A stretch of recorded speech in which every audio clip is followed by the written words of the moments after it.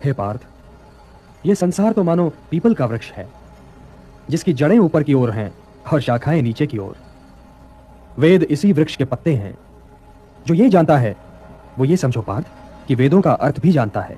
ये है संसार रूपी वृक्ष, जिसके ऊपर को जड़ वो तो पूर्ण परमात्मा है और नीचे नीचे को तीनों गुण रूपी शाखा हैं। और ये है जमीन से बाहर जो हिस्सा दिखाई देता है वो पेड़ कहलाता है। तो परमात्मा ने कहा था अक्षर पुरुष एक पेड़ है और इस पेड़ की निरंजन ये ब्रह्म अक्षर पुरुष ये इसकी डार और तीनों देवा शाखा हैं ये पात रूप संसार। सूक्ष्म वेद में परमात्मा ने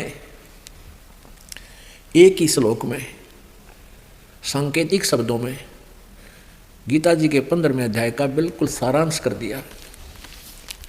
गीता जी अध्याय नंबर 15 श्लोक 1 से 4 तथा 16-17 का आशय ये दो सारा कुछ है। ये तना ये अक्षर पुरुष यानी परब्रह्म भी कहते हैं, इसको अक्षर ब्रह्म भी कहते हैं।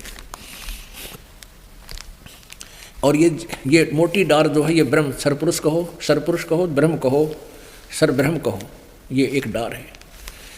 रजगुण ब्रह्मा जी, सतगुण विष्णु जी, तमगुण शिव जी, ये डार है, शाखा हैं, ये तीनों देवा शाखा हैं और ये पात रूप संसार। हम यहाँ नीचे हैं, हम इनसे भी आगे हैं। और ये जड़ कौन है? ये जो सबका धारण पोषण करता है वो परमात्मा, ये परम अक्षर ब्रह्म है।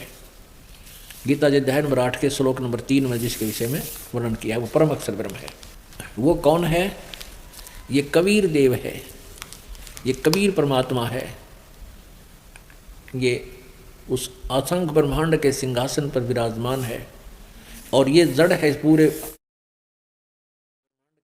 संसार रूपी वृक्ष के मूल है और मूल से ही सब खुराक आहार सबको शक्ति प्राप्त होती है।